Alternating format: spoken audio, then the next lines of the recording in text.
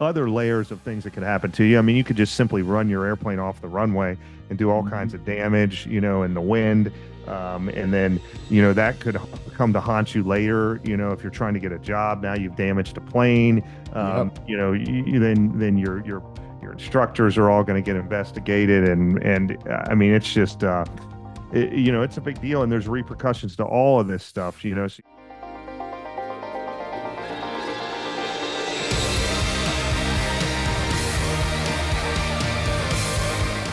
Hello, aviators. Welcome back to the Pro Pilot Playbook podcast, where we bring you the tips, tricks, hacks, and shortcuts to get you into the seat of that airliner faster and cheaper.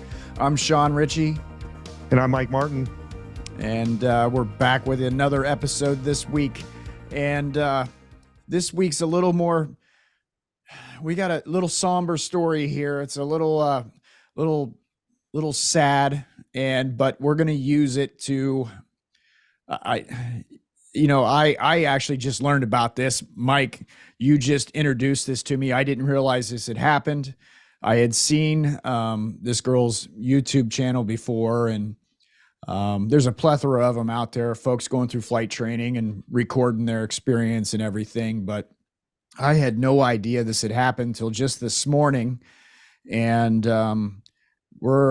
we decided to do a podcast on it because we really truly believe that, and I mean, this is a great learning experience. This is some information that, yep, really to take into account, not just for the actual thing that most likely, high percentage of what we think happened, but it bleeds into other things in your flight training that are really important here to pay attention to. Yeah, we thought our viewers would really find this valuable. So, there's a ton of videos regarding this crash. So the YouTuber's name was TN, like for Tennessee, capital Fly Girl. And she videotaped all of her flight training. And then she made it through a private, and then I believe was working on her instrument rating and bought a Beech Debonair. And it's a retractable gear, constant speed propeller, high performance airplane. Most people that are watching are probably familiar with the Bonanza. Debonair is just like a slightly less powerful version of a Bonanza, but it's a big airplane. Still a high performance complex airplane though. Retractable landing gear, constant speed prop.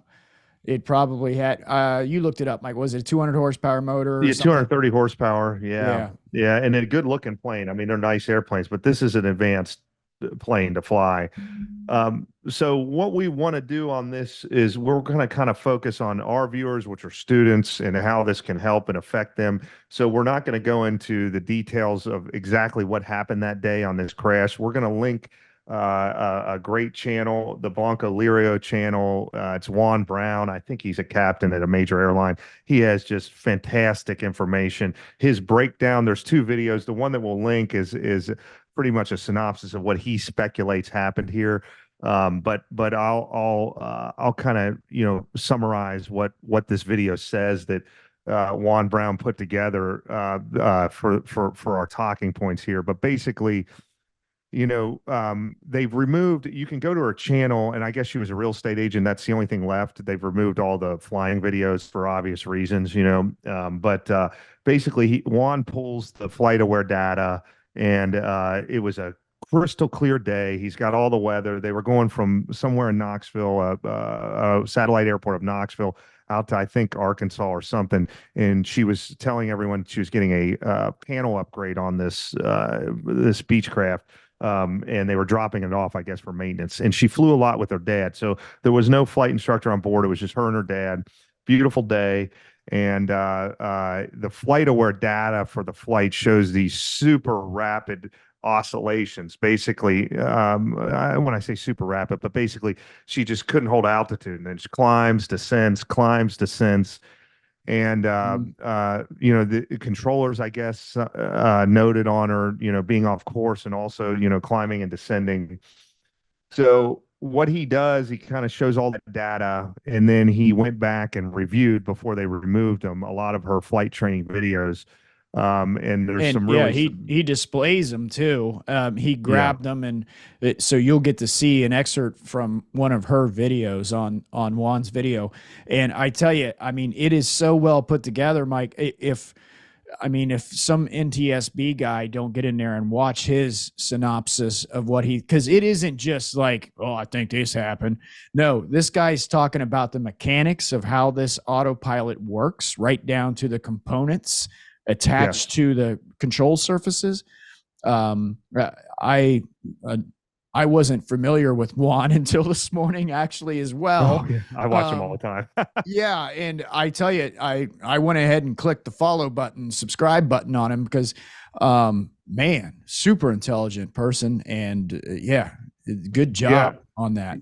You can watch the video; it's linked below.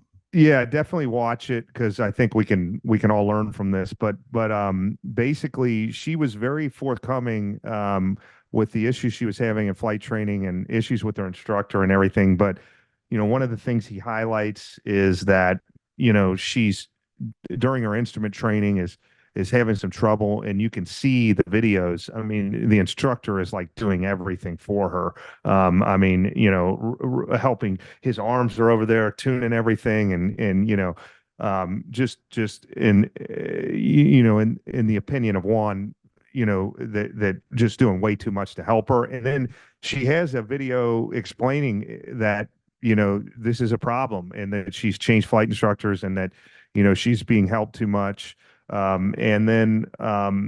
the most startling thing is she's got a video on there of her and her dad flying in this Debonair that she, I guess, just got, and she just doesn't understand how the autopilot works, and she's trying to make it climb. And this is a single axis autopilot, I think, so it only does right and left. It doesn't control your rate of climb, I guess, or he'll explain more in the video. Trim on demand, I think is the term Juan used or something. Basically, it has a simple altitude hold function.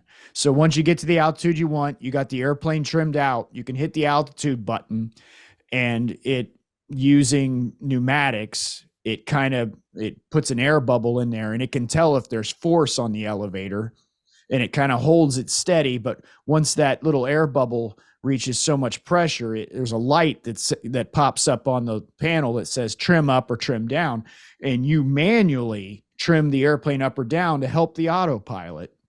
Right. And in her defense, when she bought the airplane, that was broken.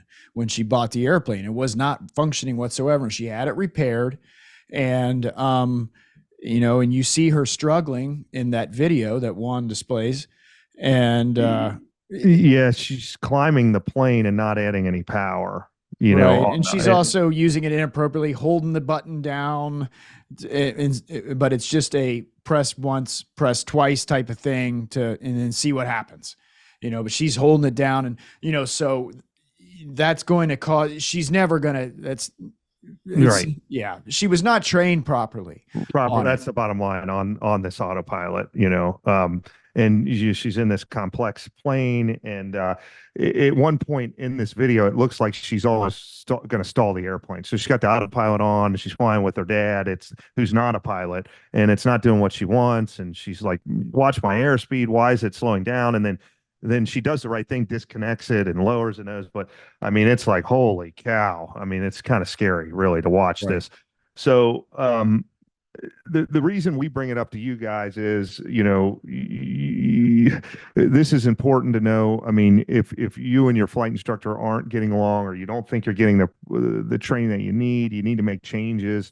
And really, it's about personal limitations too, wouldn't you say, Sean? Absolutely. That is a huge thing. I am always saying this to the younger pilots I fly with. I'm like, look, you got to know where your limits are. You can't just willy-nilly the airplane has limits and you have limits.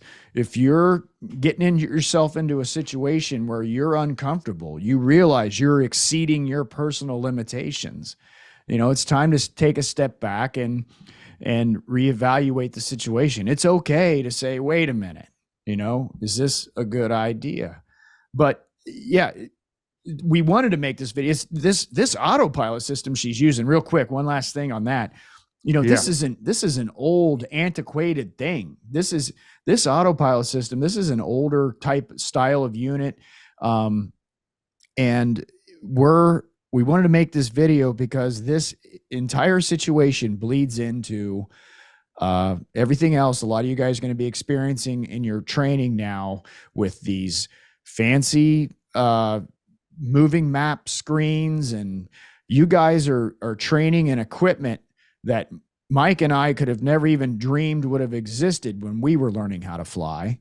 And it is just as complex to learn some of these avionics systems in these little Cessnas coming out of the factory now as it is to fly the actual airplane.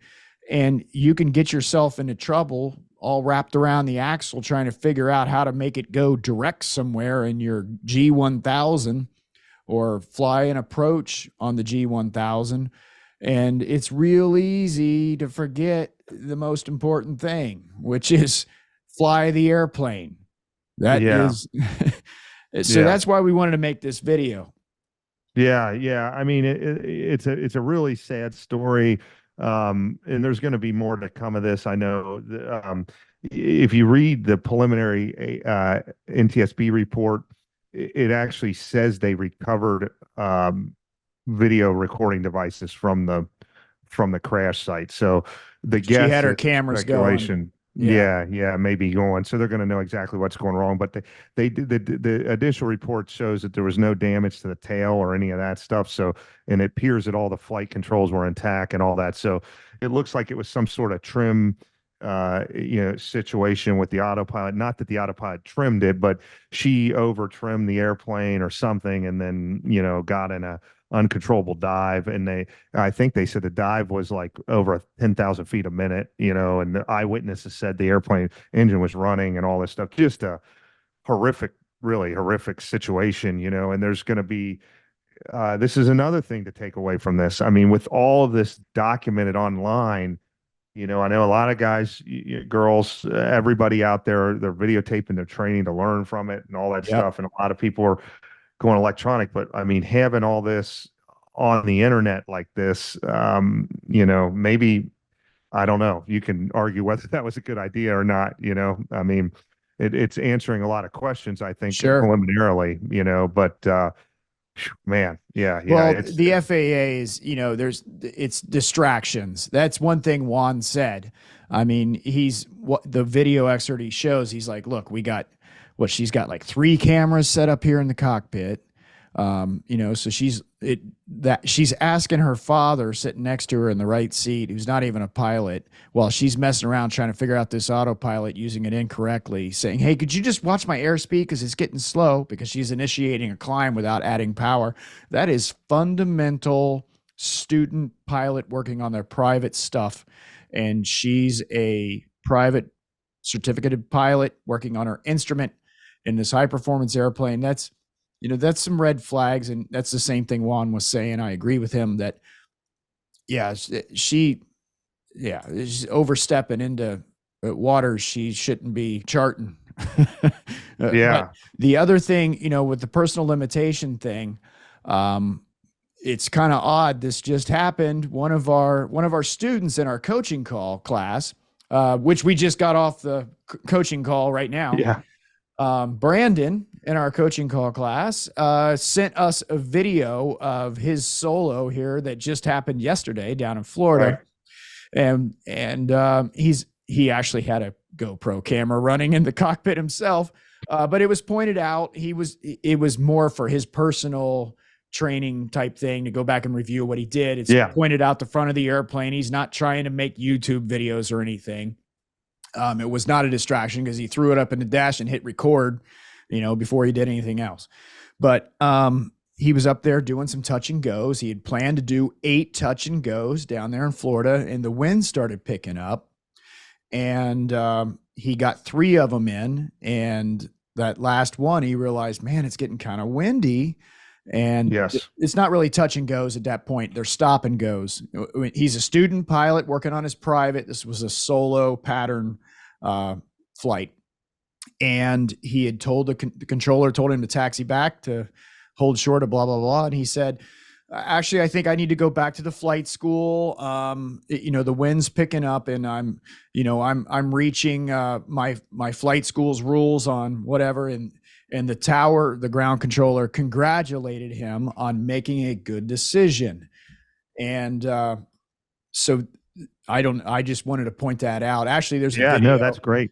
Maybe we can throw in the excerpt of Brandon sent me the video. I don't know. I'm gonna scrub through it, see if there's something we can put in here. But he said he had his best greaser ever in this video, or at least the first one he can prove because it was filmed. Highest winds I think I've dealt with by myself. My personal limit is 10 knots of wind, and right now they are at 8. All right. Give me a little power. There we go. All right. Line that 2.8 up real nice like that. All right. Last notch of flaps. Here we go. Now we just gonna crab a little bit. Ready, so 120. All right. So now we just gonna let him come down real easy, Yeah, we just gonna let him come on down when he wants to. Yeah, that's okay. That's okay. That's okay. Oh my God, what a pro landing that was. That's what I'm talking about. That's what I'm talking about. That's an example of, good you don't judgment. have to. Good judgment. That's what keeps you alive. Filling that bag of experience up. And what your personal limitations are. You're right. You totally got to know, and you got to think about what is the end game here. If he would have pushed it and went solo in those high winds, and obviously this situation that we're talking about in this YouTube video was the absolute ultimate worst thing that could possibly happen. Terrible, tragic. But there's other layers of things that could happen to you. I mean, you could just simply run your airplane off the runway and do all kinds of damage, in the wind. And then, that could come to haunt you later, if you're trying to get a job. Now you've damaged a plane. Then your instructors are all going to get investigated. And I mean, it's just, it's a big deal, and there's repercussions to all of this stuff, so you got to be very careful. I just got back from my annual recurrent training, and, there's been a couple Challenger accidents recently, and those all become, huge under the microscope. And, any of these examiners that are training students that later end up getting involved in something, then they have a huge investigation. The FAA is all coming back on them. I'm sure, I hate to say it, but there's probably going to be some fallout from this woman's crash here. I mean, who knows? Those people in those videos are all going to be questioned, to figure out, and a lot of that is to learn. Hopefully there's no, legal heat or anything on any of that, but you just, it's just a big deal. I mean, and sometimes, we get so used to it as professionals, we just jump in like it's our car and go, and we don't think of how serious all this stuff really is. And the same thing can happen. The point of this is at any level of your training. I'm still making these decisions, and Sean is too. I mean, we face weather situations. I mean, a lot of us do. Big corporate airport is Aspen, Colorado. That's this time of year, ski season, Christmas, there's hundreds and hundreds of jets in and out of that airport. And it is freaking tricky, man. If the winds aren't just right, you can only land one direction. Yep. And take off the same direction. You are on an offset final often coming into Aspen. You'll be coming in on an offset final while another jet is taking off head to head for you. This is standard ops out there, surrounded in a bowl of mountains. I mean, it's dangerous, man. Yeah. And they have all these performance issues associated with altitude in the summer. Getting out of there, the winds pick up. You got a tailwind now because you can't take off towards the mountain. And then, it can get up to, 80 degrees Fahrenheit or something. And now you're at, 6,000, 7,000 feet. The air is super thin. The plane's not performing right now. You got a tailwind. Then you got all this pressure on the business side of things. The plane needs to be back, or the owner's there and he's got all this money and he wants to go. And, the airport itself is super super convenient to the town of Aspen. I'm talking 5 minutes away. So all the customers want to go there because their house is there or their hotel. The alternate is Montrose. Rifle. Yeah. Yeah. Rifle, Colorado, which is over an hour away. So it's a huge inconvenience. So yeah, there's all kinds of operational stuff going on there too. Like oftentimes you're getting de-iced, or you're having to take off with minimum fuel and land over in Denver to fuel up the rest of the gas for your trip because, you know, the weight issues have taken off at that altitude. And you said dangerous. I put Aspen in the same term as skydiving. Skydivers don't like to use the word dangerous. Skydiving is not dangerous. It's high risk. Right. It can be dangerous, but it's just high risk. High risk, yeah. Relatively speaking to, you know, flying into Kansas City. So sure. You know, one of the evaluations I do when I'm going into Aspen is, you know, my limitation, like my limitations personally to go in there are different than there's all different factors with different operators, different airports, different experience levels, different airplanes. You know, for instance, I got a good friend that his owner has a house in Aspen and they go there regularly. So he can shoot those approaches with the back of his hand. He knows just how the wind behaves and, you know, all everything associated with it, you know, versus, you know, a guy like me, you know, maybe I'm going there once a year, maybe, you know, I'm going to have a much higher level of conservatism. And, you know, it's who you're flying with. How many times have they been there? What have they seen? You know, what are all that? You know, you have to take a step back just because, you know, and this is another thing the owners will see. You might be there and somebody's taxiing and taking off, and then you're telling your owner you can't go. You know, this has happened. Yeah, it happens all the time. You know, and then you have to be able to explain to these people, well, listen, I don't know where he's going. I don't know how much fuel he has. I don't know the capabilities of that airplane, but I do know how many times I've done it and how much we have, and and what, you know, I had a guy tell to me, you know, we're really paid to say yes. You know, we're trying to get the job done for these companies and these owners and these passengers, but sometimes you're paid to say no. You know, and you got to really evaluate, starting with our viewers in their initial flight training. Once they start flying by themselves, you really got to evaluate, hey, am I capable of this? What is this really worth? Should I wait tomorrow? Maybe the weather's, you know, going to be better tomorrow, or hey, do I need some additional training? Hey, if I'm going on this long flight, should I bring a pilot that, you know, has some experience with me instead? I mean, these are constant decisions that everybody has to make, you know. Yeah. Well, I really wanted to push on that avionics thing because you know, these guys that are, you know, these Cessnas coming out with these G1000s and stuff, it's just such a different ball game from when you and I were training, Mike. It was a 6-pack of round gauges, mechanical gauges, and now these guys are flying glass cockpit Cessnas to get their primary training done, and it is just such a different world. You know, back to the Tennessee Fly Girl, you know, she had 300 or 400 hours and she was really adamant on this autopilot thing working, you know, and I get it. She has a new toy, this new baby, her airplane, and, you know, you want to play with all the bells and whistles, but, you know, you got to know when to just hit that button and turn the stuff off and fly the airplane. And it's obvious that was her main thing, was getting this autopilot working. At 300 or 400 hours, you shouldn't even know what an autopilot is. You need to be, you know, stick and rudder. That's the only thing you should be doing. But I've seen this before over and over, and in myself too. You know, 4 out of the 5 jets that I regularly fly that I'm type rated in are that Collins ProLine system, the FMS system, the flight management system we use, which, you know, is everything. It's the entire flight plan you put in there, and it's connected to the autopilot and the screens we're staring at. And then I went and got typed in that Sovereign, and flying an airplane is like getting on a bicycle for me at this point. It's an airplane, whatever, you know, maybe the engines are made by a different manufacturer, or the braking system has hydraulics connected to something else or a different pump, whatever, that kind of stuff. But it's an airplane. But that box in that Sovereign is the Honeywell system. And I was not familiar with the Honeywell. I've flown the Universal and the Collins. You could probably blindfold me and I could program it because that's what I do. That's what I fly Collins too. Yeah.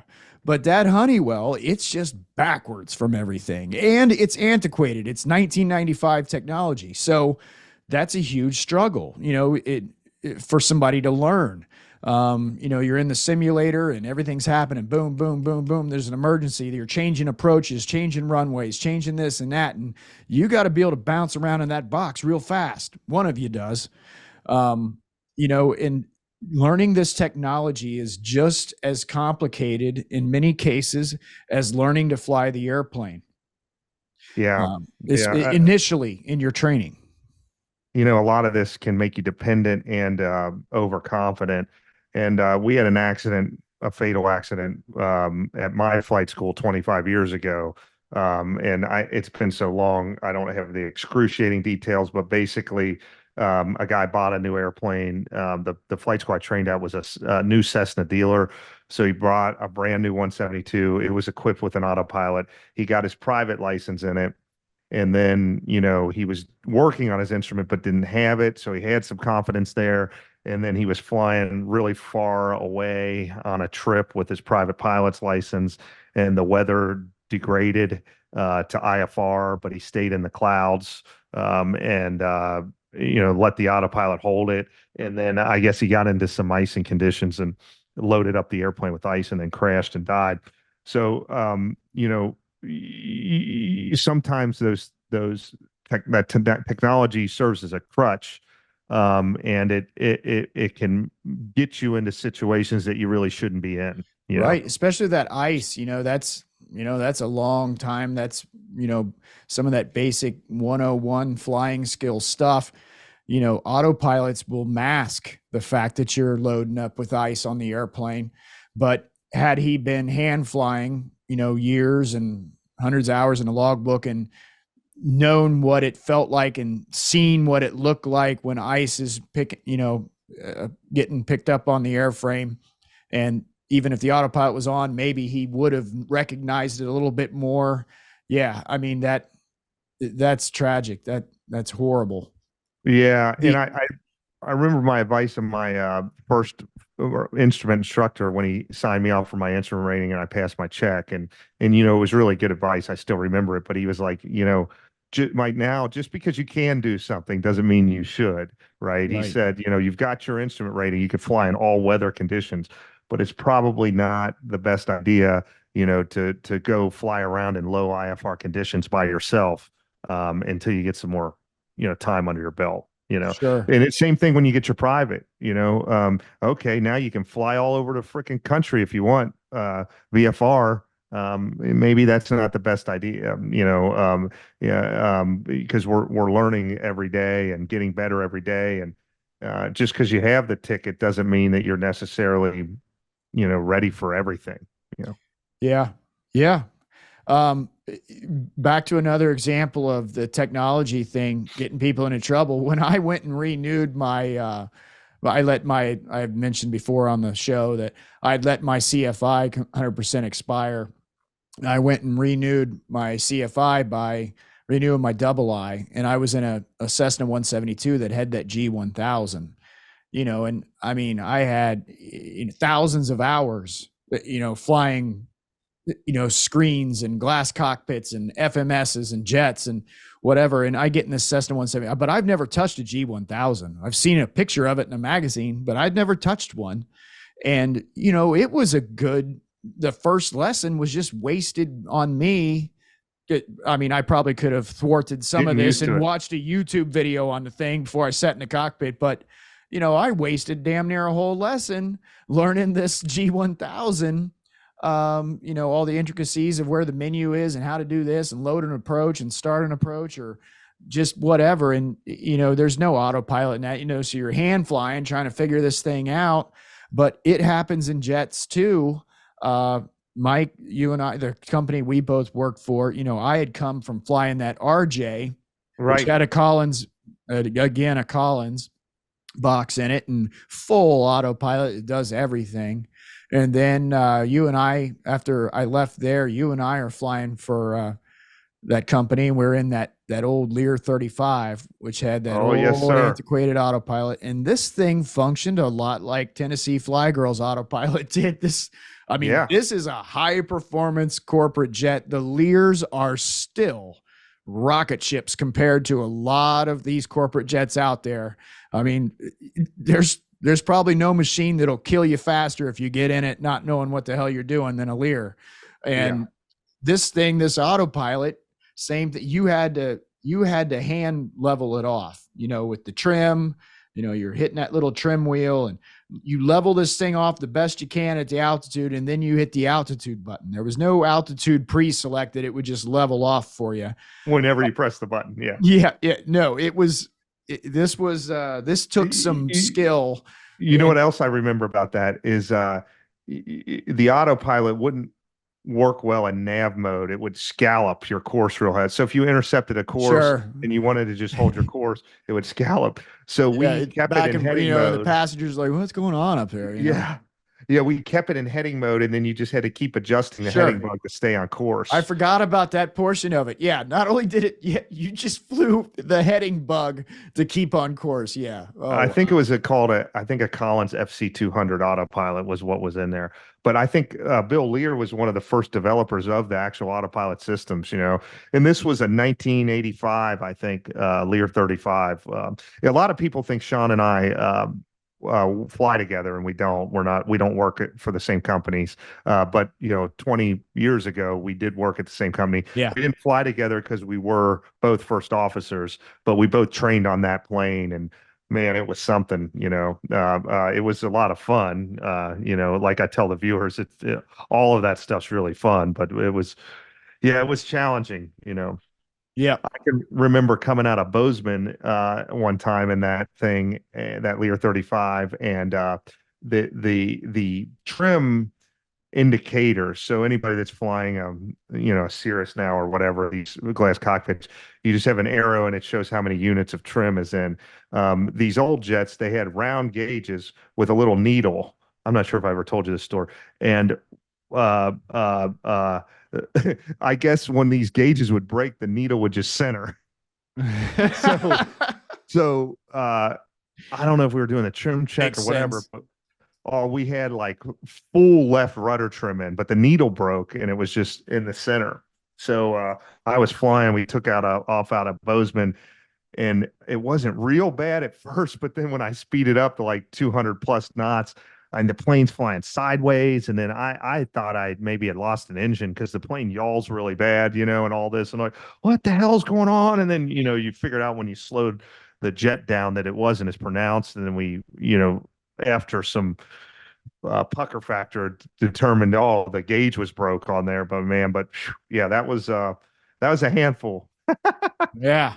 The good old days. The good old days, man. But hopefully, our watchers in training get some interesting advice out of this. And I think you should definitely watch that video because we can all learn from that. And again, it's a sad story. 2 people are dead. Great people, it sounds like, and fortunately, they didn't hit anything on the ground. My God, it could have been, I guess, a little bit worse. But man, that's I saw that and I immediately sent it to Sean. I'm like, man, watch this video. This is concerning, Yeah.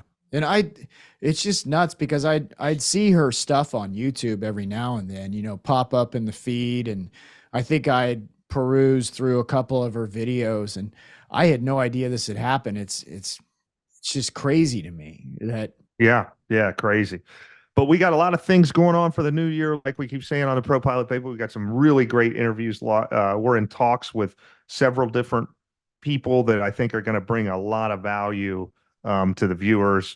And it's just getting everyone's schedule lined up because most of the people we interview are pilots. Sean and I are pilots with different companies. So we got to get everybody together. The Zoom certainly does help a lot. I think when Sean and I first started doing this pre-COVID and everything, we would physically get together But now that we're all set up here, we can at least get people together remotely. So yeah, we got some good. We're going to do some follow-up interviews with some guests that we've already interviewed. We've got some really interesting guests coming up. So stay subscribed. We always appreciate the comments are great. That's really what keeps us motivated. You guys are always great in telling us, that we're doing a good job. Positive reinforcement. We love that. Yeah. And then the negative stuff's fine too, of course, because we all want to be better. But like and subscribe and comment, and we'll try to keep this content coming for you guys. Right. Yes. And in the words of Jim Rohn, I finally remembered that quote I was trying to remember from last week. The easy thing. What he actually said was, and this is such a great thing. He's when he had some of his first employees, they were asking him like, "So, Mr. Rohn, you're a millionaire, right?" And he's like, "Yeah." He's like, "Well, was that hard to become a millionaire?" He's like, "No, it was easy." He's like, "Well, Mr. Rohn, if it's easy, how come everyone isn't a millionaire then?" He's like, "Because that's easy too." That's right. That's great. Yeah. It's just as easy to not drive to the airport and take that first lesson as it is to go ahead and do it. They're both That's easy. right. They're both easy. It's your decision which one you want. Yep. Get out there and start flying. It's a good time to jump in. Yep. We'll see you folks next week. Thanks for tuning in. Thank you.